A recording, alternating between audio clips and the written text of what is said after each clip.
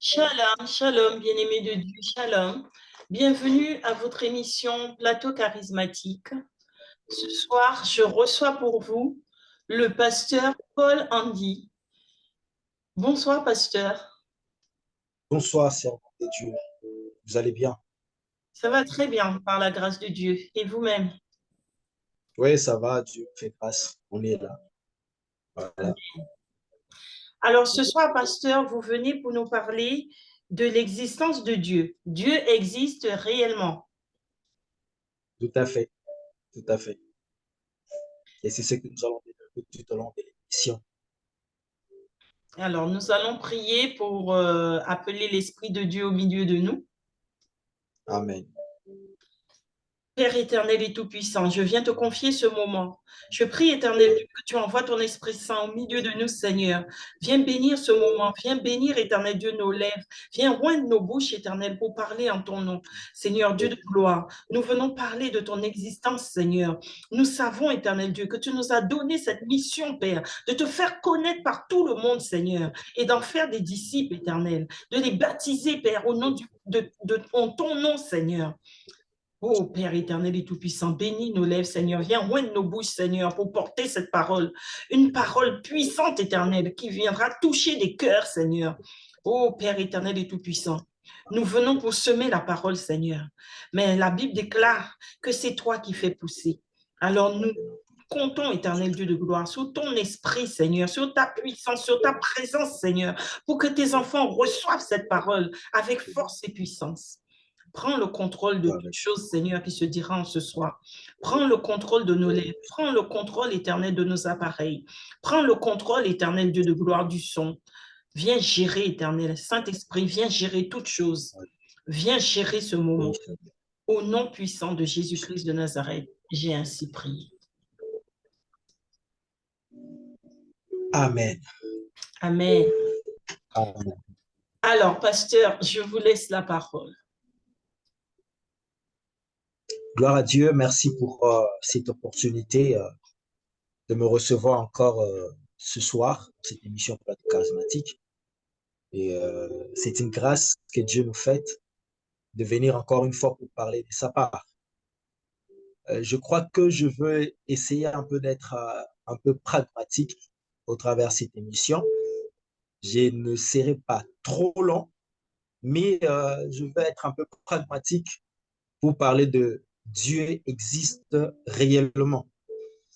Au travers de ce message, j'aimerais être un peu, comme je dis, pragmatique. Je donnerai en fait un aperçu de l'existence de Dieu au travers trois points. Je parlerai du point de vue religion ou encore histoire ou historique. Je parle également du point de vue scientifique et également du point de vue témoignage. Et je parlerai aussi de mon témoignage personnel. Voilà. Et je pense que c'est au travers de ces trois choses qui nous permettra de comprendre que Dieu existe réellement. Ce ne sont pas des mythes, ce ne sont pas des histoires racontées, mais c'est une réalité. En fait, c'est une vérité. C'est une vérité. Est-ce que nous devons savoir déjà que la vérité existe déjà quelque part? Et ce que nous faisons, c'est de découvrir cette vérité-là. Mais la vérité existe déjà. Même lorsque nous allons à l'école pour étudier, nous apprenons des connaissances, mais nous apprenons des connaissances concernant des vérités en fait qui existent déjà. Alors, j'aimerais un peu parler sur du point de vue scientifique parce que c'est des questions qui se posent ces derniers temps partout dans le monde. Est-ce que Dieu existe réellement ou c'est l'invention de l'être humain, c'est l'être humain qui a inventé cette histoire, comme on entend dire que peut-être on a inventé cette histoire de Dieu, on a inventé cette histoire de Satan, on a inventé toutes ces histoires-là des démons, des anges, ainsi de suite.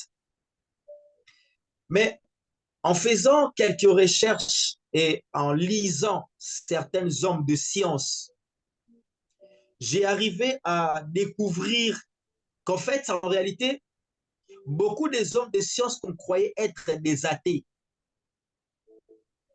mais sont des croyants en fait. La plupart de certaines croyaient que Dieu existait, même s'ils niaient en fait son existence. Et d'autres ont fait même des aveux pour dire ils n'ont pas renié Dieu. Vous voyez, mais c'est juste que tellement que l'homme veut être libre, ça c'est la pensée du diable, l'homme veut être libre, il ne veut pas avoir affaire à un être suprême qui le contrôle en fait. L'homme veut faire ce qu'il veut en fait, c'est sentir libre, faire ce qu'il veut. C'est pourquoi on nous dit souvent que Dieu n'existait pas, c'est des inventions purement humaines, les gens l'ont inventé, ainsi de suite. Mais vous allez remarquer, je veux lire quelques auteurs, quelques scientifiques renommés qui ont eu même des prix Nobel, qui ont eu à croire en fait à l'existence de Dieu. Alors qu'aujourd'hui, les gens croient à ce que le scientifique dise, que le monde a été créé par un Big Bang. C'est une explosion des atomes, des molécules, des petites molécules, des atomes et tout ça, qui a fait en sorte qu'aujourd'hui, ça s'est développé, ainsi de suite. On a des univers, on a l'univers, les galaxies et tout ce qui renferme et tout, et tout, et tout. Mais bizarrement, c'est les mêmes personnes qui, après leur recherche, arrivent à comprendre. La plupart, ils ont ce langage, ils disent que au-delà de nos recherches, de tout ce qu'on fait, on croit qu'il y a un esprit supérieur qui est à l'auteur de l'existence de tout ce que nous voyons aujourd'hui. Sur ce, j'aimerais prendre par exemple, Max Planck. Il dit ceci: rien ne nous empêche donc, et notre instinct scientifique exige, d'identifier l'ordre universel de la science et le Dieu de la religion. Là, il dit d'abord le Dieu de la religion. Mais après, il dit, pour le croyant, Dieu se trouve au début. Pour le physicien, Dieu se rencontre au terme de toute pensée. Il dit, pour le croyant, Dieu se trouve au début. Pourquoi? Parce que nous, le croyant, on croit que Dieu était au début de toutes choses et que Dieu a dit que la lumière soit et la lumière fut. Mais pour eux, les scientifiques, il dit, pour eux, Dieu se rencontre au terme de toute pensée. C'est-à-dire, en fait, ils croient que derrière chaque pensée, il y a un esprit supérieur qui inspire ça.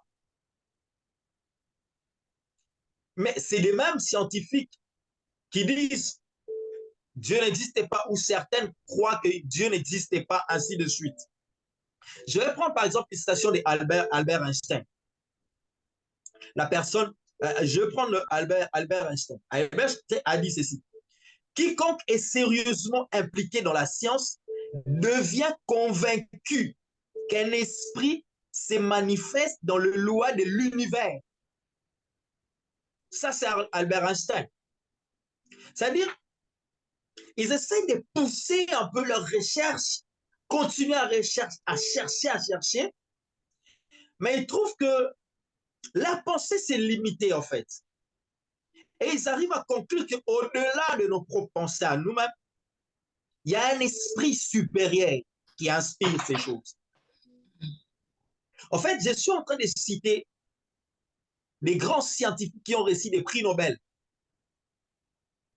qui ont fait croire à d'autres personnes aujourd'hui que Dieu n'existait pas, mais alors qu'eux-mêmes avaient déjà, ils avaient déjà des signes de l'existence de Dieu. Alors d'autres, quelque part, ils poussent encore plus loin pour dire que pour lui, ça sera absurde de dire que le monde est le fruit du hasard. C'est-à-dire qu'au-delà de ça, il y a une intelligence. Il y a un esprit qui a fait en sorte que tout ce que nous voyons puisse exister. Et l'homme ne fait que découvrir la chose. Je vais continuer en lisant encore quelqu'un. Là, ça m'a encore fait énormément du bien. Je vais prendre par exemple le cas le cas, par exemple, de Johannes Kepler. Il a dit, l'objet principal de toutes les recherches portant sur le monde extérieur devait être de découvrir l'ordre et l'harmonie rationnelle qui lui a été fixé par Dieu et qui nous a révélé dans le langage de mathématiques.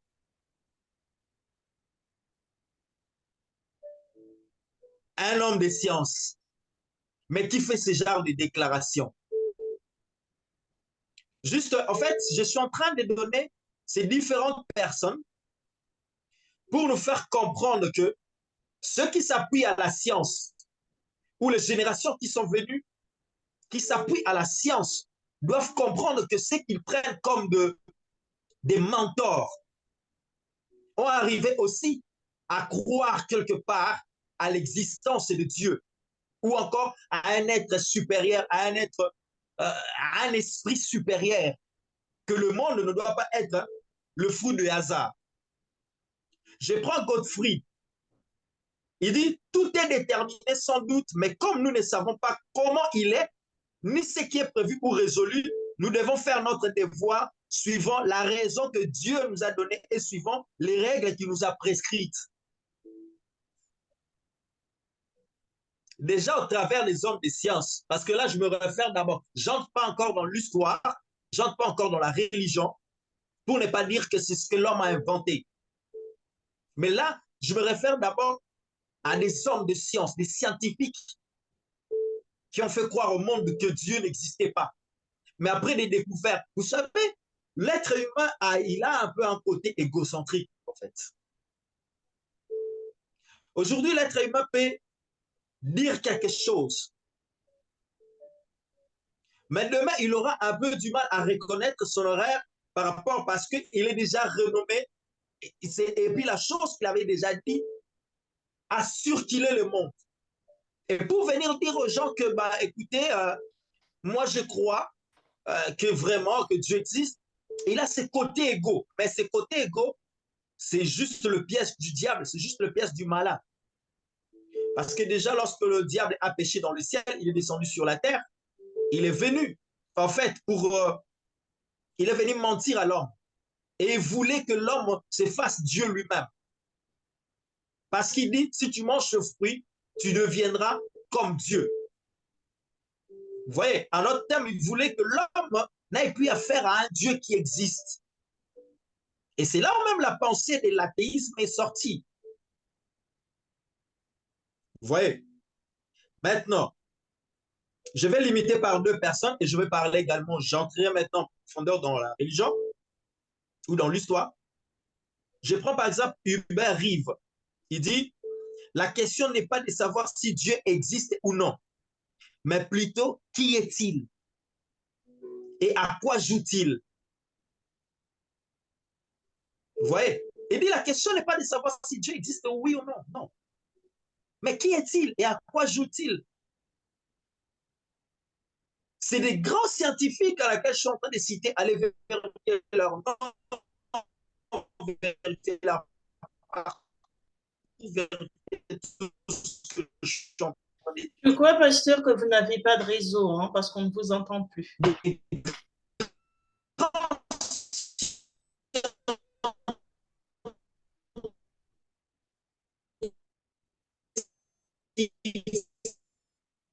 On ne vous entend pas, pasteur. Mais qui dit ces choses? En fait, quelque part, bon, J'ai dit que je pense que vous n'avez pas de réseau parce ben, qu'on moi ne je vous vous attends. Là, entend vous pas. m'entendez? Non, mais j'ai les réseaux, moi je vous entends. Vous m'entendez là? Là, je vous entends. Ok. Donc, comme je disais, là, vous m'entendez. Je vous Amen. entends, oui. Super. Et je vais finir par Isaac Newton. Isaac Newton qui a dit, il est difficile de chasser Dieu tout à fait. Toujours, il revient humblement déguisé sous un nom ou sous un autre. Et sous le nom que nous avons choisi, il s'est fait aimer sans qu'on le sache. Ce que nous savons est une goutte. Et ce que nous ignorons est l'océan. J'ai aimé ça. L'incomparable disposition est harmonie de l'univers, tout cela n'a pu se faire que selon le plan d'un être éternel doué de sagesse et de puissance. Isaac Newton dit ces choses.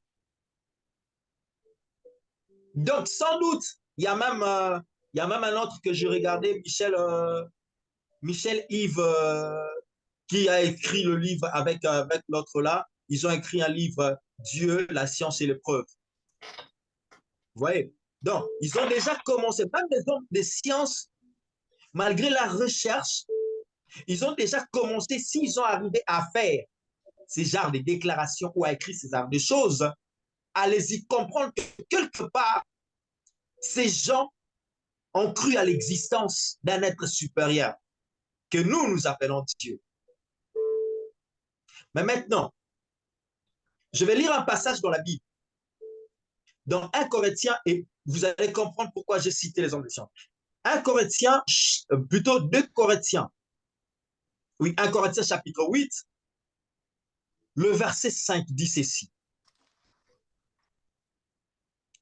Il dit, car s'il est des êtres qui sont appelés Dieu, il dit, car s'il est des êtres qui sont appelés Dieu, soit dans le ciel, soit sur la terre, comme il existe réellement plusieurs dieux et plusieurs seigneurs, au verset 6, il dit ceci, néanmoins, pour nous, il n'y a qu'un seul Dieu, le Père, de qui viennent toutes choses et pour qui nous sommes, et un seul Seigneur, Jésus-Christ, par qui sont toutes choses et par qui nous sommes. Là, il dit, nous attendons parler de plusieurs dieux. Ça, c'est je suis dans la religion. On attend parler de plusieurs dieux. Effectivement,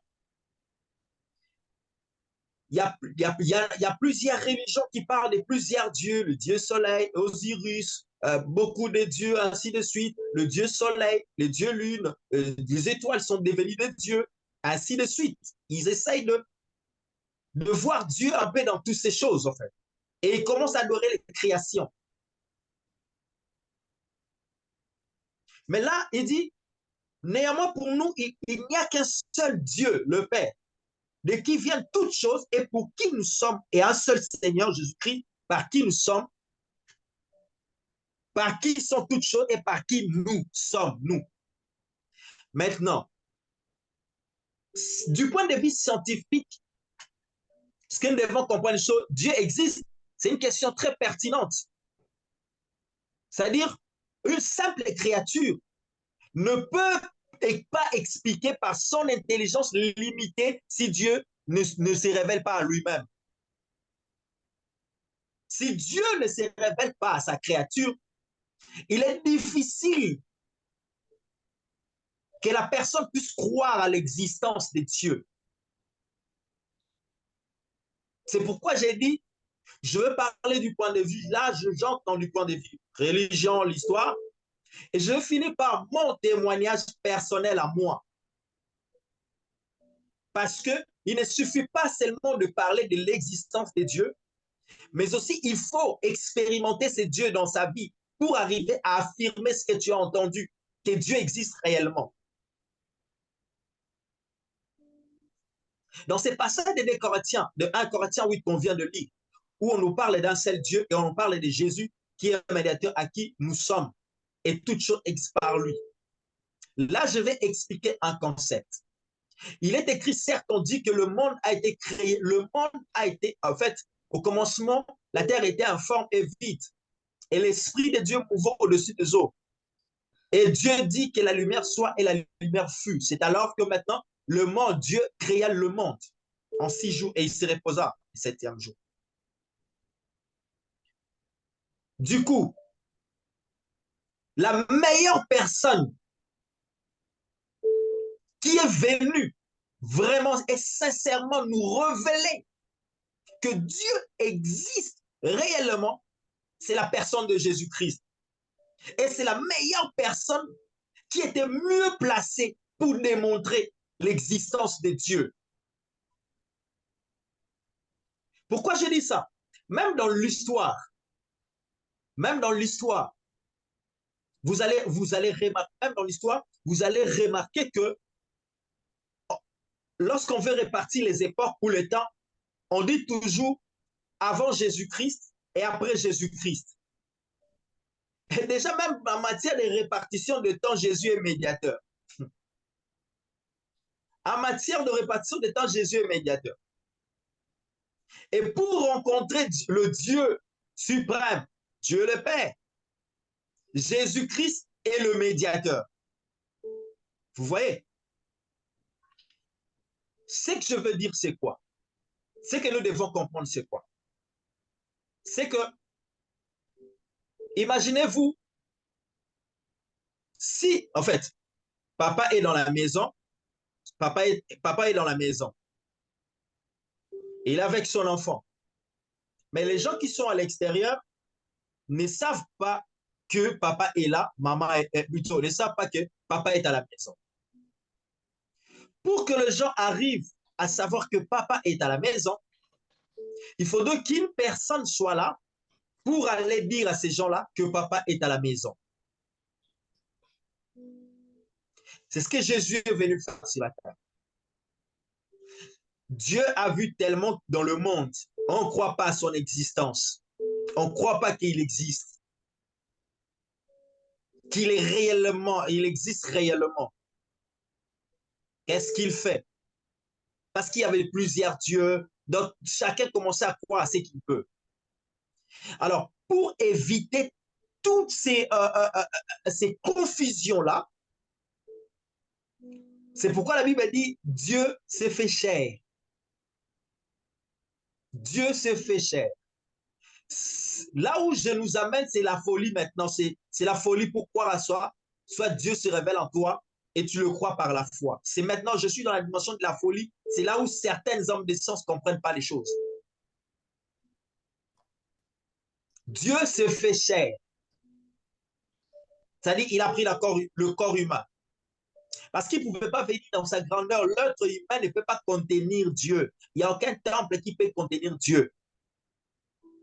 Et il a pris la forme humaine. Et il est venu en forme de fils Jésus-Christ. J'avais dit, je vais être pragmatique. Je vais expliquer ça avec l'eau. On sous-entend que ça, là, l'eau qu'il y a dedans ici, c'est Dieu. Et ici, on sous-entend que c'est le ciel. Et là, c'est un corps.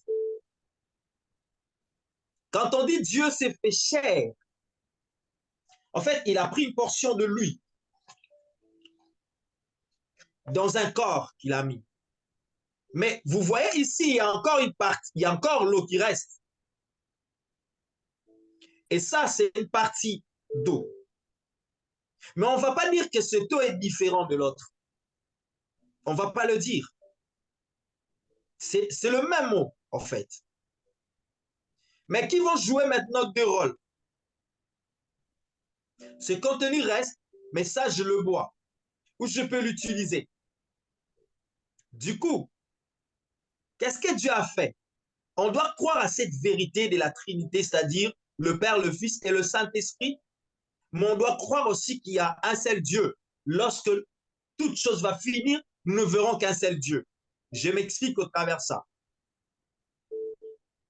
Lorsque Dieu s'est fait chair, le Fils Jésus-Christ est venu sur la terre. Il a joué tout son rôle de venir sauver l'humanité, afin de démontrer au monde. C'est pourquoi, souvenez-vous, dans la Bible, il dit que c'est lui qui m'a vu, a vu le Père. C'est lui qui m'a vu, Jésus a vu le Père. Et Thomas, je crois, c'est Thomas qui pose la question, mais Seigneur, montre le Père. Il dit, depuis longtemps que j'étais avec vous. Depuis toujours que j'étais avec vous, tu ne me reconnais pas. Et puis après, il dit, celui qui m'a vu a vu le Père.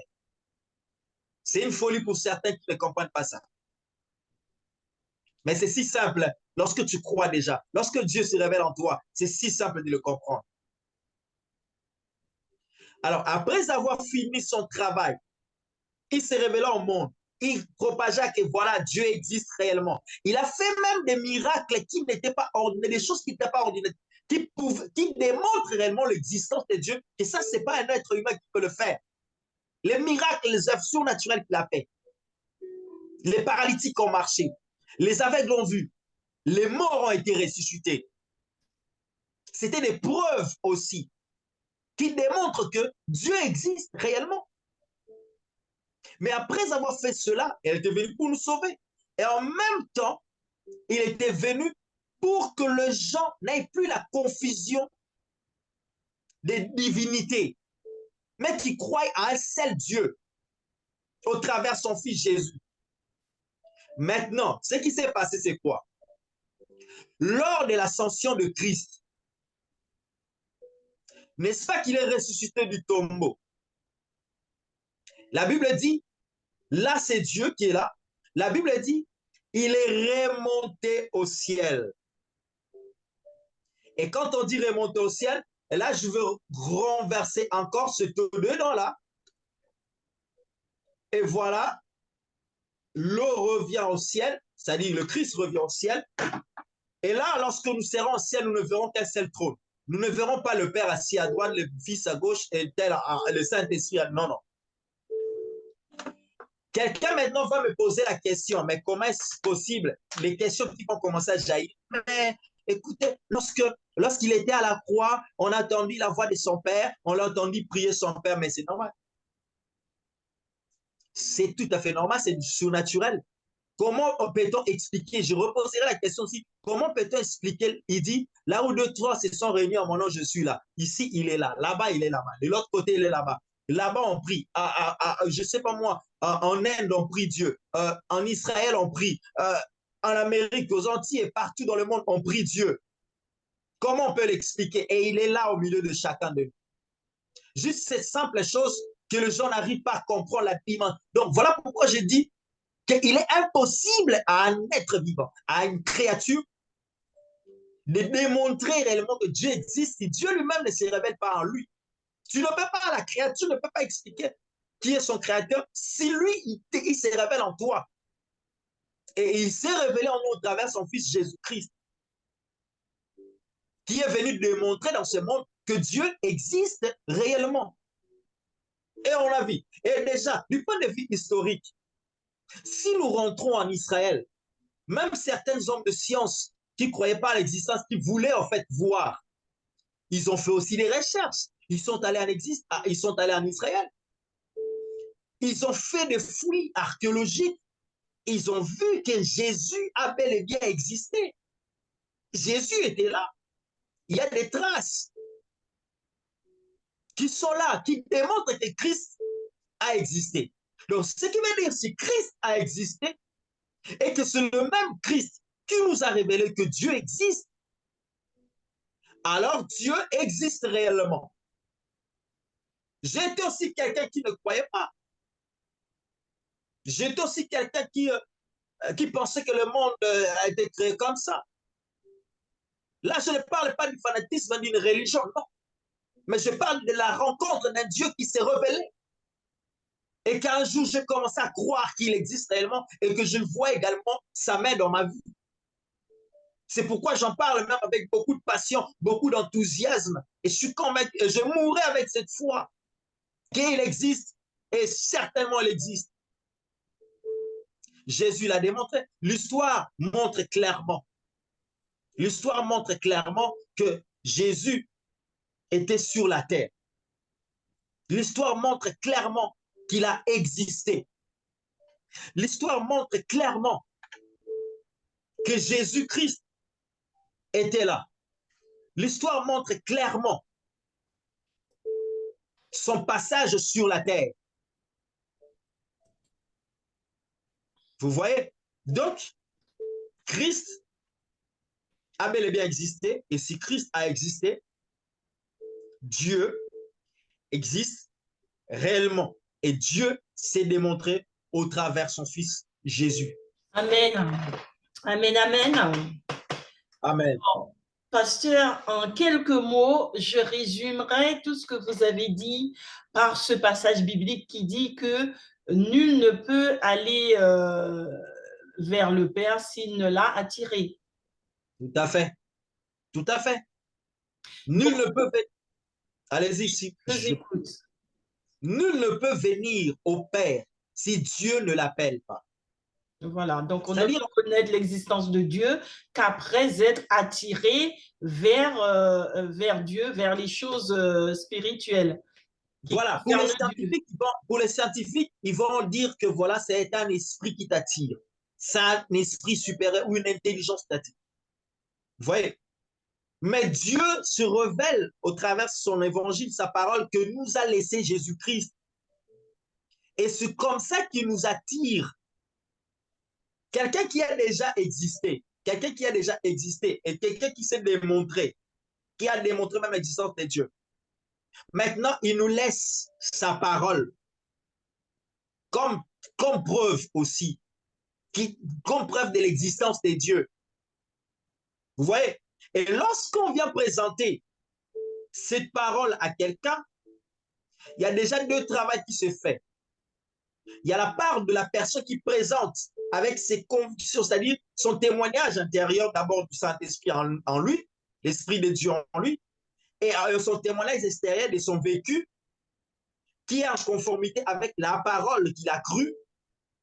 Et lorsqu'il parle à la personne, l'Esprit de Dieu attire cette personne-là, se révèle à cette personne-là.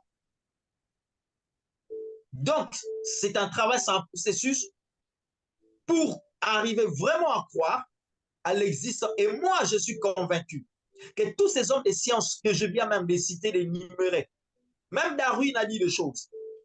Alors, Tous pasteur, je vais vous arrêter parce que je vois que vous êtes encore lancé.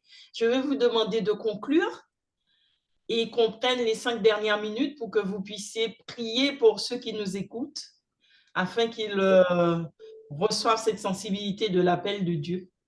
Je vais dire rapidement, je vais dire, je sais pas, il nous reste combien de minutes déjà là? Il nous reste 7 minutes. 5 minutes. Donc, 7. malheureusement, 7. Moi, j'ai rencontré Dieu. Un bon jour, je vais dire ça vite fait.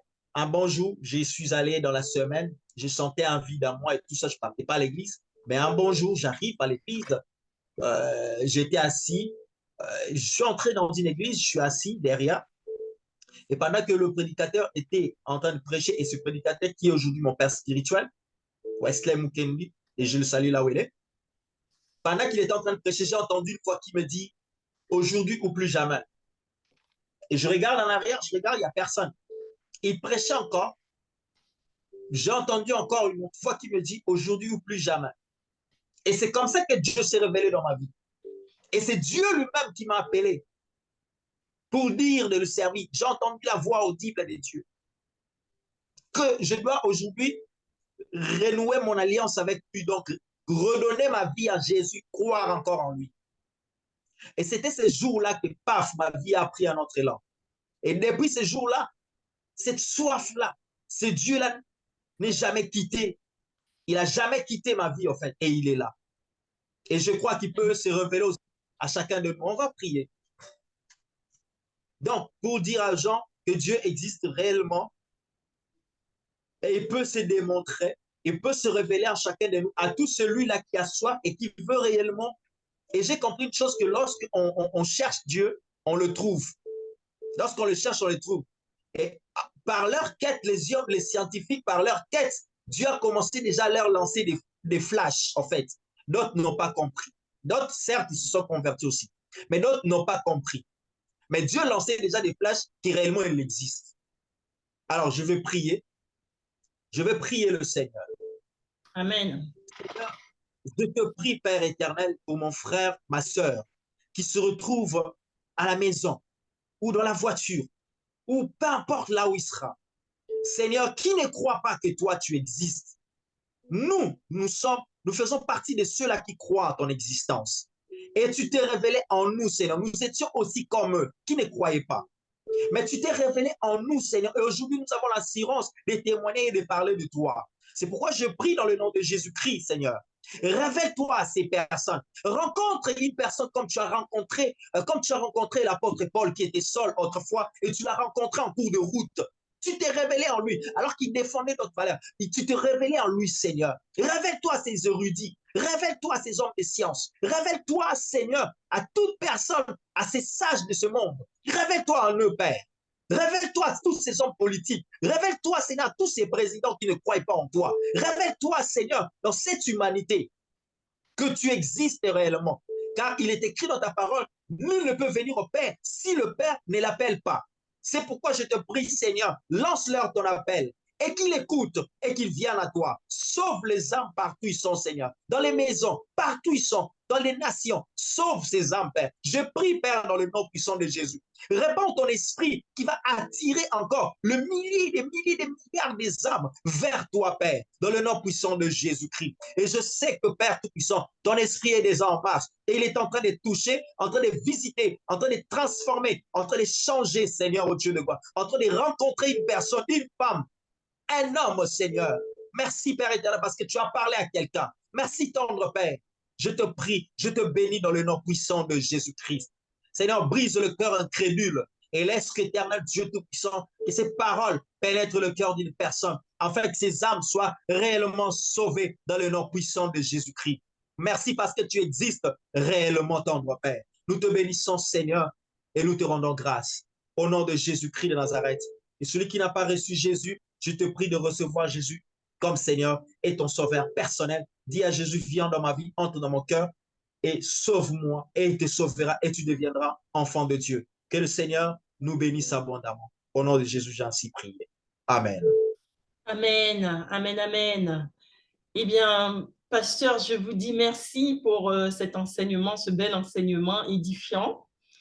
Et Amen. je prie qu'un grand nombre soit touché, reçoive cette parole, cette prière que vous avez portée et qu'ils puissent donner leur vie à Jésus, hein, comme vous dites, et que le Seigneur puisse les attirer à lui, que Amen. chacun reçoive sa part.